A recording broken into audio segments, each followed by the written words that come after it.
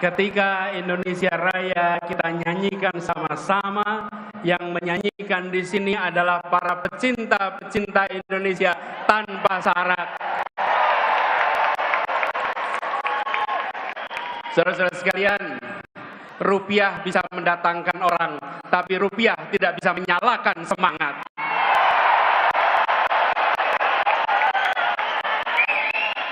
Yang hadir di tempat ini seperti tulisan di situ, relawan tidak dibayar bukan karena tak bernilai, tapi karena tak ternilai harganya.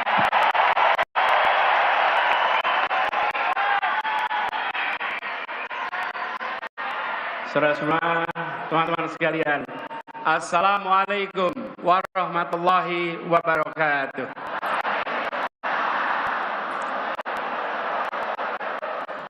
Yang punya kursi boleh duduk. Yang belum punya kursi, berdirilah, tunjukkan punya semangat yang besar. Siap? Selamat siang semuanya. Semangatnya bagaimana?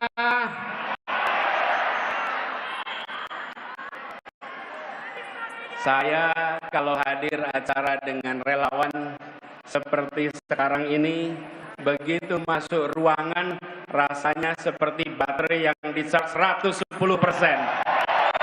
Ya, luar biasa. Jadi suasananya suasana penuh kegembiraan, penuh keceriaan, karena memang kita akan menuju pemilihan yang bukan menakutkan, tapi pemilihan yang menggembirakan, yang membahagiakan. Nah, sebelum mulai saya cek dulu nih yang hadir. Siapa yang rombongannya paling banyak? Ayo, acungkan tangan. Ayo, paling basah siapa? Oh.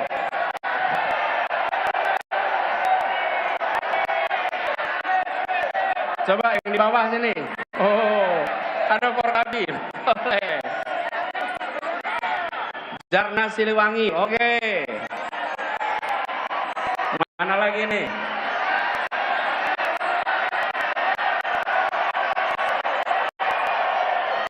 Yang paling jauh dari mana?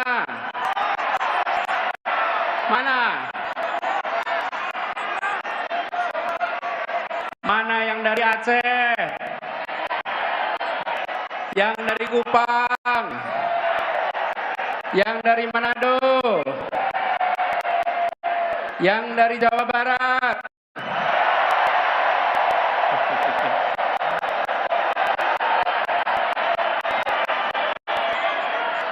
Yang dari Palembang?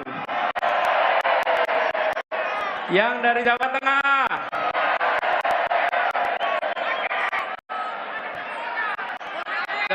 Jawa Tengah, boleh. Jawa Timur? Banten? Oke, kita lihat gimana dengan yang dari Jakarta?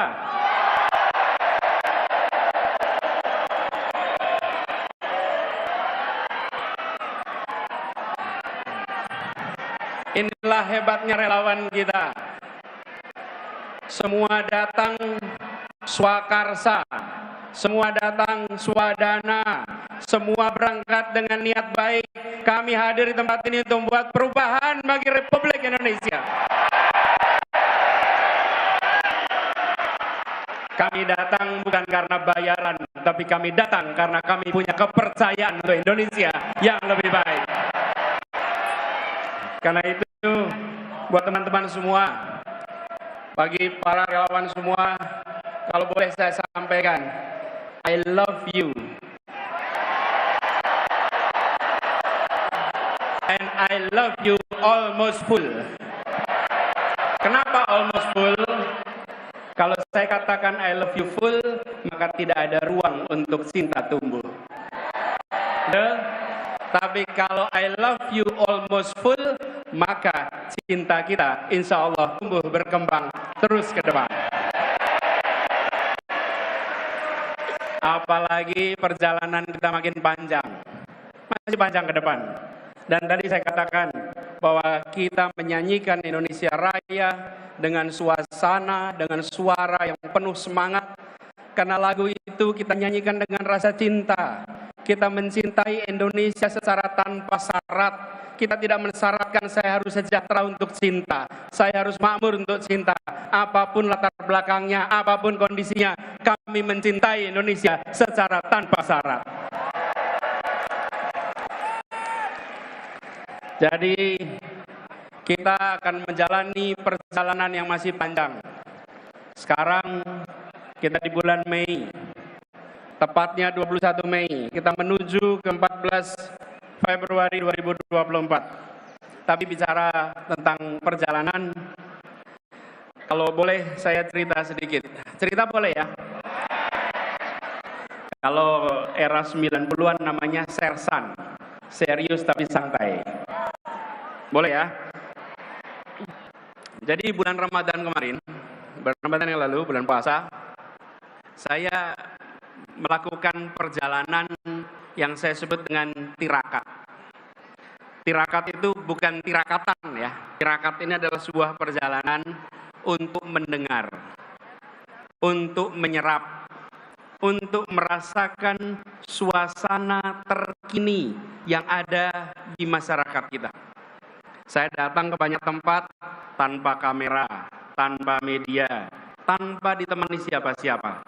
Seringkali saya hanya datang sendirian, dan masuk satu tempat, masuk ke sebuah warung, tahu-tahu yang punya warung ngeliatin aja. Ini seperti kenal tapi siapa gitu. Kan di pelosok, di banyak tempat. Jadi nyapa juga belum tuh berani. Saya ngobrol dengan masyarakat. Saya mendengar cerita mereka. Dan saya temui mereka bukan untuk selfie dan diposting di pagi hari. Bukan. Saya bukan lari-lari untuk posting foto. Iya. Saya lagi mendengarkan suara mereka. Saya ketemu dengan ibu-ibu, bapak-bapak yang memiliki keinginan masa depan anak-anaknya yang lebih baik. Paling sering saya temui ibu-ibu yang menceritakan, Pak, anak saya pintar, Pak, anak saya potensial, Pak, berikan kepada kita semua pendidikan yang baik, biar anak-anak kita punya masa depan yang lebih baik. Di Rembang saya ketemu dengan Ibu Fitri yang bercerita tentang bagaimana beliau mengelola TK-nya. Saya ketemu dengan Bu Yuli. Bu Yuli ini pemilik apotek Yap di Pasuruan. Saya juga sempat mampir ke Grobogan. Di situ saya bertemu dengan seorang petani. Jadi kami lagi jalan. Saya lihat para petani sedang bekerja, saya berhenti, mampir. Sendirian saja. Namanya Pak Suwarto. Lalu ketemu Pak Suwarto, salaman. Ketika salaman, saya merasakan melihat tangannya sedang, kalau bahasa Jawa, lagi ngerabu. Ngerabu itu memberi apa? Pupuk. Jadi saya tanya, Pak, gimana kondisi di sini? Jadi biasa, Mas. Dari dulu ya begini. Lalu apa situasi yang tersulit? Panjang sebetulnya ngobrolnya. Dia bilang, Pak, saya ngerepoti urusan pupuk, Pak. Rabu ini paling angel, Pak. Arep rabu, ono sing rabu subsidi, rabu non subsidi. Ora kaya zaman biyen. Zaman biyen tinggal ning warung, nggawa ember, langsung iso tuku rabu. Saiki arep ning warung ditakoni, Pak, jenengan non subsidi apa subsidi? Terus dia bilang, along wong kaya awak dhewe iki ra ndedit mosok iso bayar sing non subsidi, hanya mesti subsidi. Terus saya tanya, bagaimana kalau besok pun Pak dibalik persis zaman biyen mawon, Pak. Sudah selesai ngobrol, saya tanya sebelum pamit, Pak, sebelum pamit saya ingin mengenalkan diri, pangaken kula Anies Baswedan. Nah, selama ngobrol dia nggak tahu dengan siapa. Jadi ketika saya bilang tepangaken kula Anies Baswedan, terus dia jawab, Anies Baswedan, Gubernur DKI. Iya, Gubernur DKI, kok iso tekan kene gitu. Kok bisa sampai sini? Ya, saya kula saweg tirakat, Pak. Terus dia ngasih beberapa pesan-pesan. Saya perhatikan betapa masyarakat yang kita temui menyampaikan kepada kita semua bahwa di masyarakat sana ada suasana sulit, ada suasana menantang, tapi yang sebenarnya lebih mengkhawatirkan adalah serba ketidakpastian. Serba ketidakpastian. Bagaimana yang menanam tidak tahu nanti harga jualnya berapa. Bagaimana yang beternak tidak tahu ongkos produksinya nanti berapa. Bagaimana yang mengurusi pertanian tidak bisa mengetahui seperti apa ongkos-ongkos yang harus dia keluarkan. Begitu juga dengan yang lain-lain.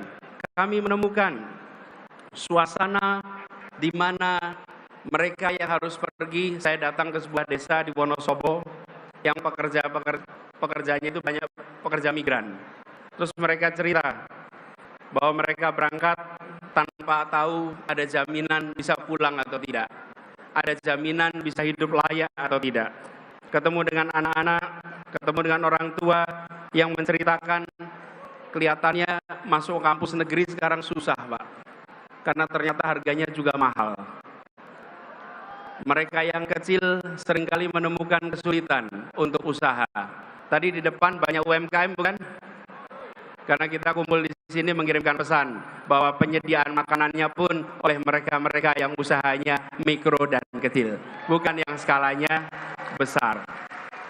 Nah, dari sana, dalam sebuah perjalanan, saya lewat satu tempat sekitar Purwodadi.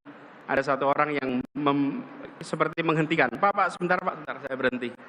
Terus dia cerita, Pak Anies, masalah di negeri ini, padahal ini di kampung nih, adalah soal mafia, Pak. Pak Anies, ini mafia di Indonesia ini harus diberantas, Pak. Mafia ini harus diselesaikan, Pak. Saya pikir benar juga kata dia. Begitu banyak mafia-mafia yang hadir yang membuat kita memiliki ketidakpastian. Kenapa petani harus bersaing dapat pupuk penuh dengan ketidakpastian? Kenapa? Karena aksesnya dikuasai oleh mafia-mafia pupuk. Ketika bicara tentang pekerja migran, banyak dari mereka yang sistemnya dikuasai oleh mafia-mafia PMI. Yang mereka berangkat kerja keras dan ujungnya pulang tidak bisa mendapatkan yang selayaknya. Sama UKM juga begitu. Dan mafia-mafia ini berderet. Ada urusan mafia tanah, ada mafia parkir, ada mafia kesehatan, mafia perumahan, mafia pemilu, mafia bansos, bahkan mafia proyek pemerintah. Ya termasuk mafia BTS itu. Semua. Karena itu seluruh mafia ini harus kita bereskan. Republik ini tidak akan bisa maju bila kita membiarkan mafia-mafia itu merajalela di negeri ini. Termasuk proyek pemerintah. Ketika kita melihat ada kasus-kasus, termasuk kemarin mafia BTS, maka saya sependapat dengan yang disampaikan oleh Ketua Partai Nasdem Pak Surya Paloh. Tuntaskan penyelidikannya. Semua yang terlibat harus diperiksa. Dorong transparansi. Jangan ada pihak yang dibiarkan melenggang tidak dimintai pertanggungjawabannya. Tunjukkan bahwa hukum memang tegak, bukan saja ke bawah tapi juga ke atas. Bukan saja ke lawan tapi juga ke kawan. Hukum tegak untuk semuanya. Dan transparansi ini perlu dilakukan secara menyeluruh. Jangan sampai ada intervensi politik dalam penanganan kasus apapun. Dan kita sudah menyaksikan banyak kasus-kasus akhir-akhir ini yang jadi perhatian adalah yang viral. Kadang-kadang saya merasa khawatir. Karena begini, Kita ini harusnya berani. Saya setuju ketika ada yang dikatakan bahwa kita harus mencari pemimpin yang berani. Setuju. Dan pemimpin berani bukan sekedar berani, tapi berani karena benar. Berani karena membawa kebenaran. Karena pasangannya kata berani itu benar. Kalau tidak benar, dia tak berani. Tapi kalau dia bawa kebenaran, maka siapapun dihadapi dan ridha Allah yang menjadi pegangannya.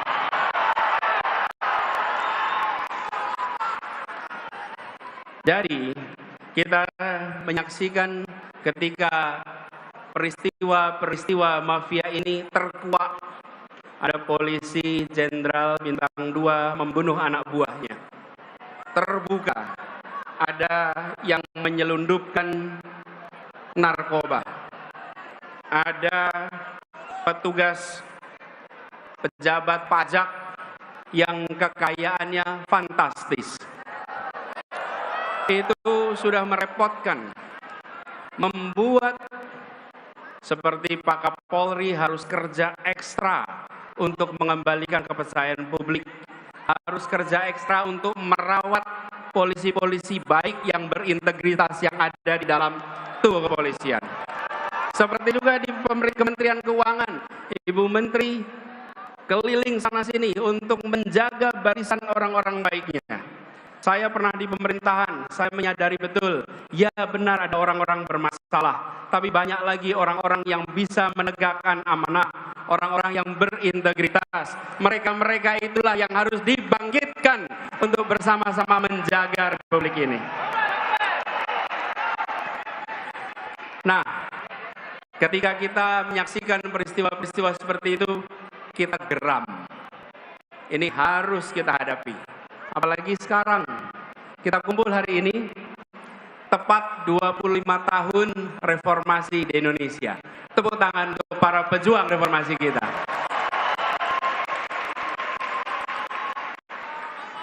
Tapi sambil kita menengok, kok bisa? Kita sudah 25 tahun dari reformasi, yang dulu kita bicara tentang memberantas kolusi, korupsi, nepotisme, sekarang justru muncul mafia A, mafia B, mafia C, mafia D. Ini panggilan bagi kita semua. 25 tahun yang lalu kita berkomitmen memberantas KKN, sekarang kita berkomitmen untuk memberantas mafia-mafia yang ada di Republik ini.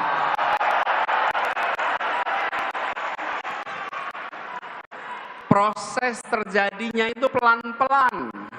Proses penyimpangan itu pelan-pelan. Bila pemimpin-pemimpin dari Republik ini tidak sensitif pada persoalan ini, maka persoalan ini akan secara bertahap merusak Indonesia. Teman-teman sekalian, saya beri ilustrasi ini.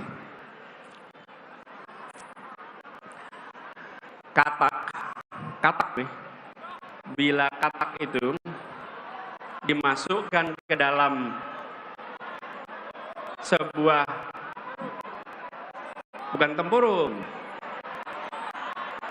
ke panci yang airnya dingin, taruh di panci air dingin, kemudian pancinya taruh di kompor, nyalakan kompornya pelan-pelan. Oke?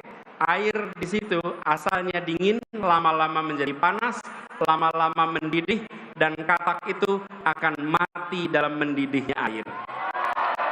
Oke? Itu jalannya pelan-pelan. Tapi kalau katak dilemparkan ke panci yang airnya mendidih, dia langsung lompat. Dia langsung lompat. Tapi kalau dipanaskan pelan-pelan, dia mati mendidih. Bila kita tidak menyadari bahwa pertumbuhan mafia itu terus-menerus, maka bangsa kita akan habis karena mafia. Saatnya kita menyadari bahwa ini adalah problematika yang harus kita hadapi sama-sama. Setuju? Karena itu, ketika kita berbicara tentang 25 tahun reformasi, amanat yang harus kita pegang adalah komitmen untuk melihat perubahan yang kecil-kecil ini. Nampaknya pelan-pelan, gradual. Jadi kalau ada yang punya ide untuk mengubah, kita harus hadapi dan kita harus hentikan. Pelan-pelan itu prosesnya. Reformasi dulu mengatakan bahwa masa jabatan presiden 2 tahun. Ketika ada yang punya gagasan untuk memperpanjang, maka kita katakan bahwa kita komit dengan aspirasi reformasi. Jadi, kalau ada petinggi-petinggi negeri ini yang pelan-pelan mencoba menggeserkan, jangan pernah dibiarkan, karena itu seperti menaikkan suhu air bagi sebuah kata. Jangan sampai kita tidak sadar atas penyimpangan yang dilakukan secara pelan-pelan. Dan kita harus sadar ini, bahkan kita punya masalah banyak. Sebagian masalah itu harus diselesaikan di daerah, sebagian diselesaikan di pusat. Kalau daerah tidak bisa menyelesaikan, maka harus dicari cara agar daerah bisa menyelesaikan. Tapi kalau daerah tidak bisa menyelesaikan, diambil ke pusat, dan ujungnya tidak selesai juga, malah menyulitkan masa depan orang-orang di daerah. Kita punya kecenderungan, kalau di daerah tidak jalan, ambil alih ke pusat. Dilakukan sentralisasi. Ingat, Republik ini luasnya luar biasa. Penduduknya tersebar di 6.000 kepulauan. Berikan kepada kita semua kewenangan untuk menyelesaikan, awasi, pastikan tereksekusi. Dengan cara seperti itu, rakyat bisa merasakan pemerintah hadir di seluruh wilayah Indonesia. Jadi, ke depan kita berkomitmen bahwa pemerintahan yang hendak kita bangun adalah pemerintahan yang mengembalikan spirit yang ada di dalam pembukaan Undang-Undang Dasar 1945. Spirit yang ada di sana adalah bagaimana rakyat mendapatkan kemerdekaan yang sesungguhnya. 25 tahun yang lalu ketika kita memperjuangkan reformasi, pada saat itu kita berada di dalam suasana ketertekanan. Ekonominya tertekan, kebebasannya tertekan. Hari ini sebagian dari kita merasakan kebebasan yang tertekan. Dulu negara mengatur siapa saja, siapa boleh maju ke caleg, siapa boleh maju ke pilpres, siapa boleh maju wali kota, bupati, semua diatur. Hari ini jangan sampai ada pengaturan siapa yang boleh maju dan siapa yang tidak boleh maju. Karena itu bukan diatur oleh pemerintah, itu diatur oleh partai-partai politik atas aspirasi rakyat. Bila rakyat menginginkan si A menjadi calon, izinkan negara ini memberikan kesempatan kepada mereka untuk memperjuangkannya. Bukan malah negara menghentikan, bukan malah negara melarang. Bahwa negara menjamin kemerdekaan. Dan itu yang harus sekarang kita perjuangkan. Dari kita-kita yang berada di sini adalah kita yang punya aspirasi dan kita menuntut agar ada kesetaraan kesempatan bagi siapapun di Republik ini. Dan ini juga artinya kepastian kepada mereka yang berusaha. Bayangkan, bila kita tidak memberikan kesetaraan itu, mereka yang di dunia usaha pun mengalami kekhawatiran, mengalami serba ketidakpastian. Ketika sebuah pemerintahan bertugas, dia harus memberikan kesetaraan kepada semua pelaku usaha. Jangan sampai pelaku usaha yang dianggap teman diberi fasilitas, pelaku usaha yang bukan teman tidak diberikan fasilitas. Dan persoalan mafia ini yang tadi saya sampaikan itu sering sudah masuk ke dalam proses. Saya beri contoh. Ketika kami bertugas di Jakarta, ini salah satu ketidakpastian yang harus kita bereskan. Setiap tahun kita selalu meributkan soal UMP, upah minimal provinsi. Dan di DKI Jakarta, upah yang biasanya naik rata-rata 8% karena kondisi perekonomian turun. Tapi di tahun 2021 kemarin, untuk upah tahun 2022, mendadak peraturannya diubah. Peraturan yang biasanya kalau kita terapkan memberikan kenaikan UMP yang masuk akal, kemarin UMP-nya angkanya itu amat rendah. Kalau tidak salah sekitar Rp37.000 kenaikannya.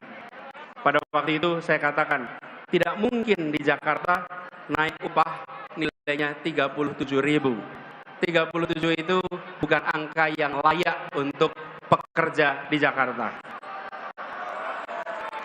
Karena itu kemudian saya sampaikan kepada pemerintah waktu itu, Kementerian Tenaga Kerja.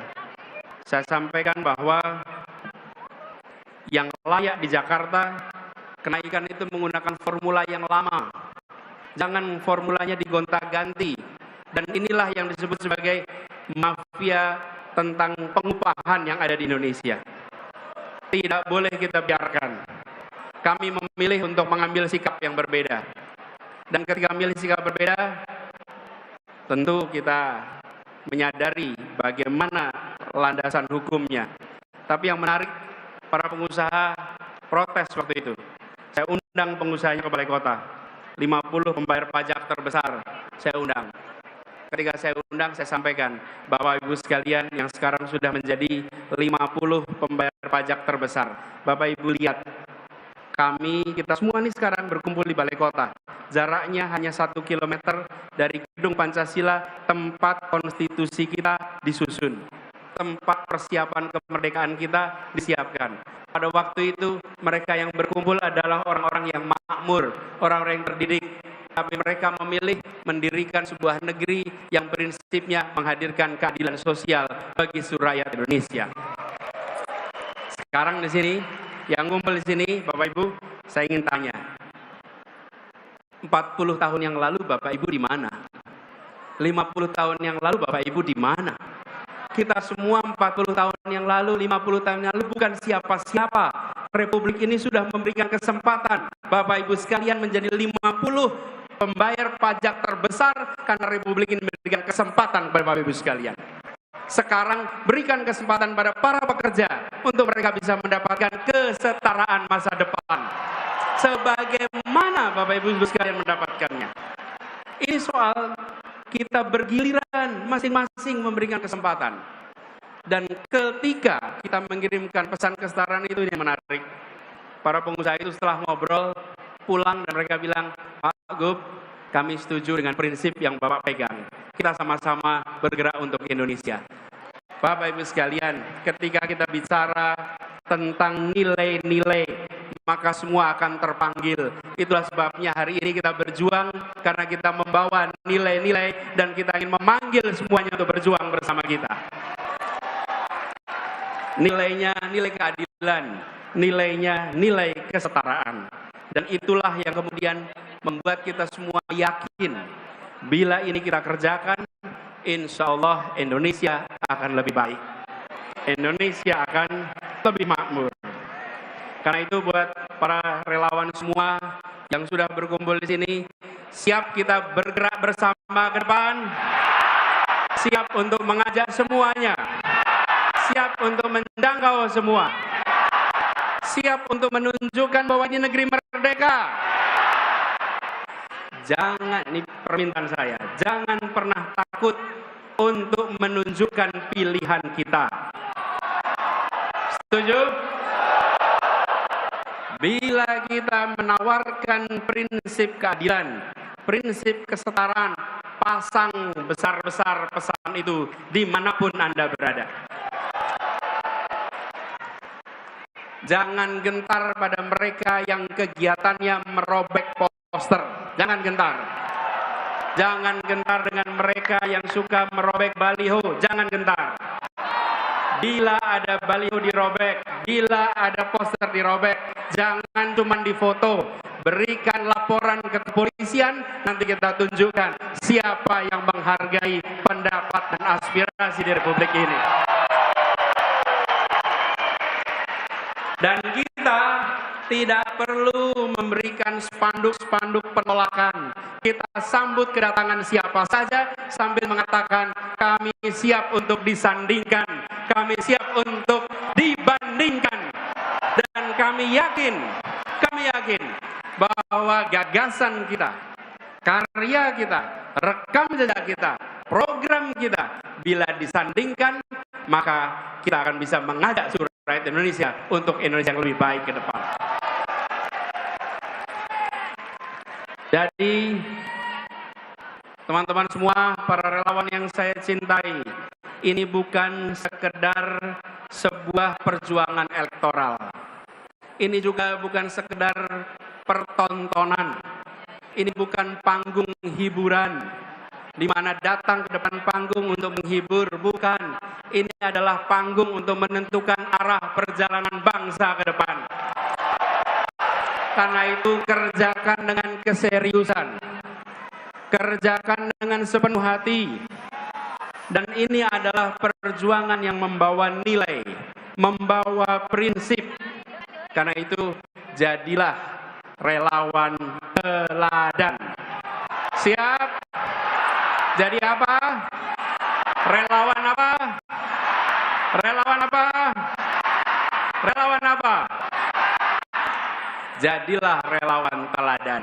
Menghormati kedatangan lawan sambil mengatakan kami membawa gagasan, kami membawa rekam jejak, siap disandingkan, siap ditandingkan, dan kami yakin bismillah kemenangan akan diantarkan kepada kita.